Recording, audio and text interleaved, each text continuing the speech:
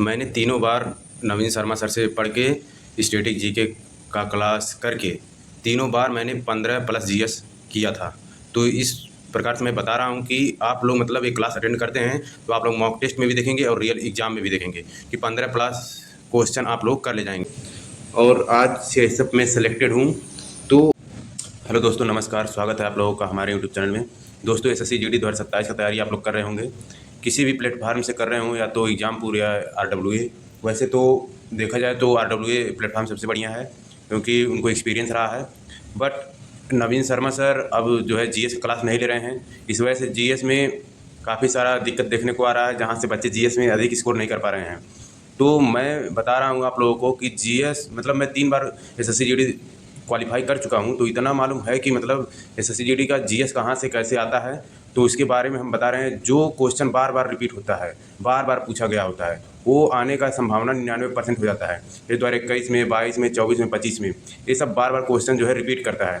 आप जो लोग एग्ज़ाम दिए होंगे उनको इतना तो ज़रूर मालूम होगा कि कोई कोई एग्ज़ाम मतलब जो शिफ्ट चल रहा है आज, वही सेम क्वेश्चन दूसरे दिन के शिफ्ट में आ जाता है।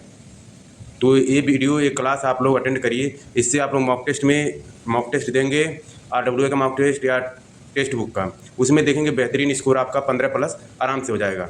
अगर आप रीजनिंग, हिंदी और मैथ में 20 में 20 कर ले रहे हैं और यहाँ से 15 क्वेश्चन ले रहे हैं, तो आप लोगों का 75 क्वेश्चन पूरा कंप्लीट हो जा रहा है। अब फर्स्ट चॉइस आप लोगों को मिल जाएगा, कोई सिलेक्शन नहीं रोक पाएगा।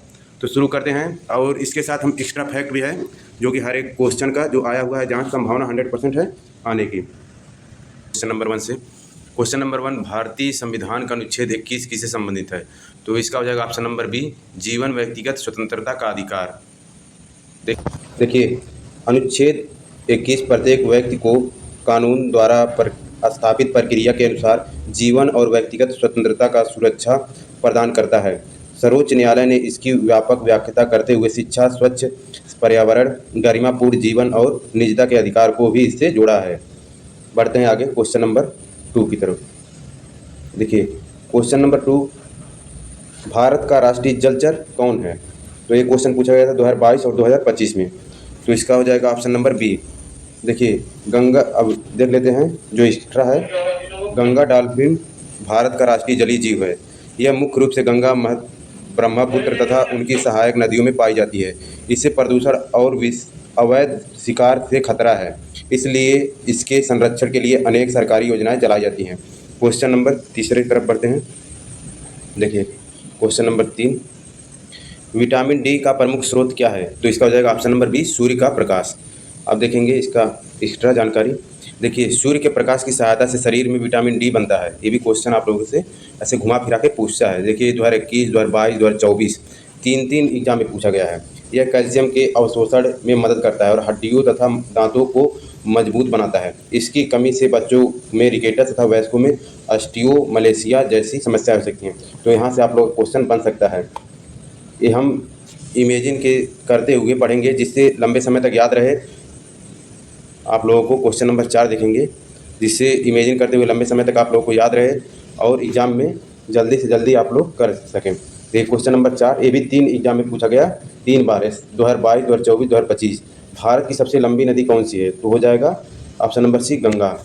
अब गंगा के बारे में और जानकारी लेंगे। गंगा भारत की सबसे लंबी नदी मानी जाती है। इसका उद्गम उत्तराखंड के गंगोत्री हिमनद से होता है और यह उत्तर भारत के अनेक राज्यों से होकर बंगाल की खाड़ी में गिरती है। कृषि, पेयजल, सिंचाई और धार्मिक दृष्टि से इसका अत्यंत महत्वपूर्ण स्थान है।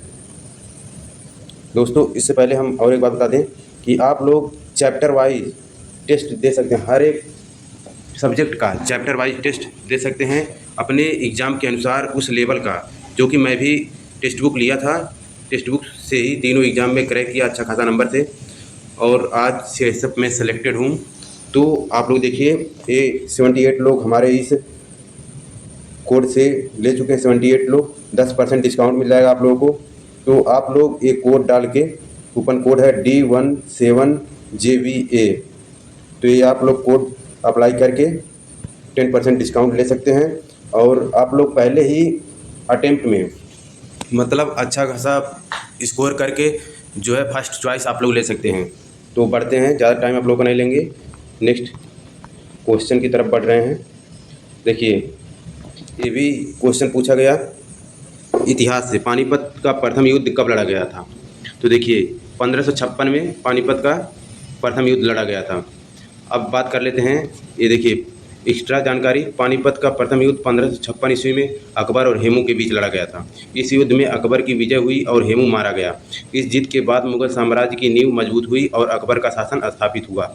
और भी जो जानकारी रह जा रही है उसको आगे हम लोग कवर करेंगे। तो अगर आप लोग ये सब क्लास अटेंड करते हैं तो आप लोग देखेंगे कि अच्छा खासा आप लोगों का स्कोर बढ़ेगा। अब बढ़ते हैं आगे क्वेश्चन नंबर 6 की तरफ। देखिए क्वेश्चन नंबर 6 क्या कह रहा है, भारत के राष्ट्रपति का चुनाव कौन करता है? तो हो जाएगा इसका ऑप्शन नंबर डी, संसद के दोनों सदनों के निर्वाचित सदस्य। ये क्वेश्चन इंपॉर्टेंट है, बहुत बार रिपीट होता है। यहाँ तो देखिए 2 बार आया है, मतलब हर एक एग्जाम में रिपीट होता है। ये 22 और 24 में पूछा गया है। अब जानकारी देख लेते हैं। देखिए भारतीय संविधान के अनुच्छेद 54 के अनुसार राष्ट्रपति का चुनाव निर्वाचक मंडल द्वारा किया जाता है। इसमें संसद के दोनों सदनों के निर्वाचित सदस्य तथा सभी राज्यों की विधानसभाओं के निर्वाचित सदस्य शामिल होते हैं। अब बढ़ते हैं क्वेश्चन नंबर 7 की तरफ। क्वेश्चन नंबर 7 क्या कहता है, पौधों में प्रकाश संश्लेषण की प्रक्रिया मुख्यतः कब होती है? तो ये आप लोगों का आंसर हो जाएगा ऑप्शन नंबर ए, दिन में। अब देखिए इसका जानकारी जो है, प्रकाश संश्लेषण की प्रक्रिया पौधों की पत्तियों में दिन के समय प्रकाश की उपस्थिति में होती है। हरे पौधे सूर्य के प्रकाश, जल और कार्बन डाइऑक्साइड की सहायता से भोजन बनाते हैं और ऑक्सीजन छोड़ते हैं। यह जीवन का आधार है। बढ़ते हैं क्वेश्चन नंबर 8 की तरफ। दोस्तों हम भी जो है अब CPO-SI का तैयारी कर रहे हैं, इस वजह से मैं भी अपना जो है GS थोड़ा स्ट्रांग हो जाए, इसलिए हम आप लोगों के लिए क्लास भी चला रहे हैं, जो कि आप लोग क्लास भी करेंगे, मेरा रिवीजन होता रहेगा और आप लोगों का भी तैयार हो जाएगा और मेरा भी तैयार हो जाएगा। बढ़ते हैं क्वेश्चन नंबर 8। देखिए ओलंपिक खेलों का आयोजन कितने वर्ष में एक बार होता है? तो हो जाएगा ऑप्शन नंबर सी, 4 वर्ष में एक बार होता है। अब देखिए जानकारी देखते हैं इसका। ओलंपिक खेलों का आयोजन हर 4 वर्षों में विश्व स्तर पर किया जाता है। इसमें ग्रीष्मकालीन और शीतकालीन ओलंपिक शामिल हैं। खेलों का उद्देश्य विश्व में शांति, एकता और खेल भावना से बढ़ावा देना है। बढ़ते हैं नेक्स्ट क्वेश्चन नंबर 9। आप लोगों का हम सोच रहे हैं 6 से मतलब 10-12 मिनट में एक वीडियो कंप्लीट हो जाए, जो भी 20 क्वेश्चन आप लोग अटेंड कर ले। 20 का एक्स्ट्रा फैक्ट मिला के आप लोग देखेंगे तो 20 का मतलब 40-50 क्वेश्चन आप लोगों का बन जाएगा इस 10 मिनट में। अब बढ़ते हैं क्वेश्चन नंबर 9। देखिए 1857 की क्रांति के प्रमुख केंद्रों में कौन सा शहर शामिल नहीं था? तो इसका हो जाएगा ऑप्शन नंबर डी। महत्वपूर्ण जानकारी देखेंगे। 1857 की क्रांति को प्रथम स्वतंत्रता संग्राम भी कहा जाता है। इसके प्रमुख केंद्र मेरठ, दिल्ली, कानपुर, लखनऊ, झांसी, बिहार आदि थे। यह क्रांति अंग्रेजी शासन के खिलाफ असंतोष का परिणाम थी, जिसमें सैनिकों, किसानों, जमींदारों और आम लोगों ने भाग लिया। अब क्वेश्चन नंबर 10 देखेंगे। भारतीय राज्य व्यवस्था, भारत का नियंत्रक और महालेखा परीक्षक किसके द्वारा नियुक्त किया जाता है? तो इसका हो जाएगा ऑप्शन नंबर सी, राष्ट्रपति द्वारा।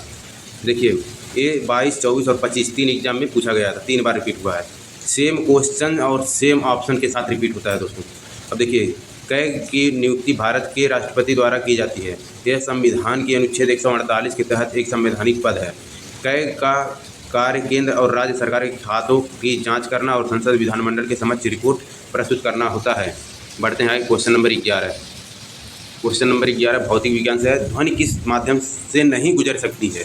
देखिए क्वेश्चन घुमा के पूछता है, यहाँ नहीं का ध्यान देना होता है, चाहे हिंदी में हो जाए चाहे GS में हो जाए, ये ध्यान देना।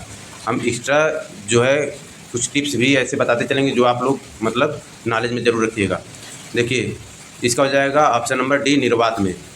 ठीक है, अब देखिए जानकारी। ध्वनि एक यांत्रिक तरंग है जिसे किसी माध्यम की आवश्यकता होती है। यह ठोस, द्रव और गैस में चल सकती है, लेकिन निर्वात जहाँ कोई माध्यम नहीं होता, ये आप लोग समझिएगा, मतलब लेकिन निर्वात में ध्वनि नहीं चल सकती, जैसे अंतरिक्ष में। क्वेश्चन नंबर 12 देखेंगे। देखिए भूगोल से है। भारत की सबसे लंबी पर्वतमाला कौन सी है? तो ये हो जाएगा option number A, Himalaya. Himalaya पर्वतमाला भारत की सबसे लंबी और ऊंची पर्वतमाला है, जो जम्मू कश्मीर से अरुणाचल प्रदेश तक फैली है। इसमें 30 समानांतर श्रेणियाँ हैं, जैसे हिमाद्री, हेमाद्री और शिवालिक। यह एशिया की प्रमुख नदियों का उद्गम स्थल भी है। बढ़ते हैं क्वेश्चन नंबर 13 की तरफ। अब देखिए क्वेश्चन नंबर 13 क्या कहता है, ये इतिहास से है। यहाँ देखिए हर एक ऑप्शन के नीचे ही एक्स्ट्रा फैक्ट हम लगा दिए हैं। सरदार वल्लभ भाई पटेल को लौह पुरुष किसके लिए कहा जाता है? तो ये हो जाएगा देशी रियासतों के एकीकरण के लिए। ऑप्शन नंबर बी सही है। अब देखिए ऑप्शन नंबर ए का बात कर लेते हैं। स्वतंत्रता संग्राम के नेतृत्व के लिए उन्होंने किसानों, मजदूरों और जनता को संगठित कर आंदोलन चलाए थे। अब देखिए बी का क्या है, उन्होंने 562 रियासतों को भारत में मिलाकर एक मजबूत राष्ट्र बनाया था। ये आप लोगों से पूछा जा सकता है कि 562 रियासतों को भारत में मिलाकर एक मजबूत राष्ट्र बनाया गया था। अब देखिए भारत का संविधान बनाने के लिए भारत संविधान निर्माण का कार्य डॉक्टर भीमराव अम्बेडकर की अध्यक्षता में हुआ। ऑप्शन नंबर डी देखेंगे, भारत के प्रथम प्रधानमंत्री बनने के लिए भारत के प्रथम प्रधानमंत्री पंडित जवाहरलाल नेहरू बने थे। अब क्वेश्चन नंबर 14 देखेंगे, विज्ञान से है, साइंस से। ओजोन परत किस गैस से संबंधित है, मतलब किस गैस से बनी है, तो हो जाएगा option number C ozone. Ozone का देखिए आप लोग कोड याद कर रखेंगे, O3 से डिकोड किया जाता है। ऑक्सीजन का O2, नाइट्रोजन का N2। अब देखिए एक्स्ट्रा जानकारी, ऑक्सीजन का यह गैस जीवन के लिए आवश्यक है, श्वसन में उपयोग होती है। नाइट्रोजन का देखें यह हवा का मुख्य घटक है और यह ओजोन परत नहीं बनाती। ओजोन का देखें 3 ऑक्सीजन परमाणुओं से मिलकर बनी गैस यह ओजोन परत बनाती है। कार्बन डाइऑक्साइड को CO2 से डिकोड करते हैं, यह ग्रीन हाउस गैस है, पृथ्वी के तापमान को बढ़ाने में सहायक होती है। आगे बढ़ते हैं क्वेश्चन नंबर 15। क्वेश्चन नंबर 15 भूगोल से है, जो कि आपका भारत का भौगोलिक केंद्र कहाँ स्थित है, तो ये हो जाएगा आप लोग का मिर्ज़ापुर, उत्तर प्रदेश। अब देखिए नागपुर महाराष्ट्र, यह भारत का 0 मील भी कहलाता है। और देखिए उत्तर प्रदेश के मिर्ज़ापुर जिले में भौगोलिक केंद्र स्थित है, तो बता दें सी देखेंगे जबलपुर मध्य प्रदेश। भारत का हृदय कहा जाता है इसे, ये भौगोलिक केंद्र नहीं है। इलाहाबाद उत्तर प्रदेश, इलाहाबाद प्रयागराज गंगा यमुना संगम के लिए प्रसिद्ध है, यह केंद्र नहीं है। बढ़ते हैं आगे क्वेश्चन नंबर 16 स्टैटिक जीके है, भारत का राष्ट्रीय पंचांग कौन सा है, तो ये हो जाएगा भारतीय राष्ट्रीय पंचांग शक संवत। ये एग्जाम में देखिए पूछा गया है, काफ़ी इंपॉर्टेंट है, ये बार बार हर एक एग्जाम में मैं देखा हूँ रिपीट करता है। देखिए ये हो जाएगा विक्रम संवत, यह प्राचीन है पर राष्ट्रीय पंचांग का दर्जा प्राप्त नहीं है। यह भी प्राचीन पंचांग है, सरकारी कार्यों में मान्य नहीं है। भारत सरकार द्वारा आधिकारिक रूप से मान्यता प्राप्त राष्ट्रीय पंचांग है। हिजरी संवत यह इस्लामिक चंद्र कैलेंडर है, भारत का राष्ट्रीय पंचांग नहीं है। बढ़ते हैं आगे क्वेश्चन नंबर 17। यहाँ आप लोग देखें क्वेश्चन नंबर 17, ये हिस्ट्री से है, भारत छोड़ो आंदोलन कब प्रारंभ हुआ था, तो ये 1942 में। 1942 में देखिए भारत छोड़ो आंदोलन 8 अगस्त 1942 को महात्मा गांधी के नेतृत्व में प्रारंभ हुआ। इसे अगस्त क्रांति भी कहा जाता है। करो या मरो का नारा भारत छोड़ो आंदोलन से संबंधित है। करो या मरो का नारा महात्मा गांधी दिए थे।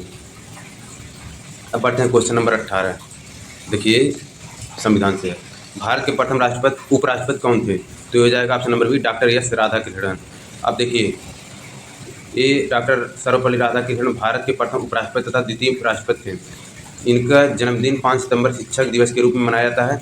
5 सितंबर राष्ट्रीय शिक्षक दिवस के रूप में मनाया जाता है।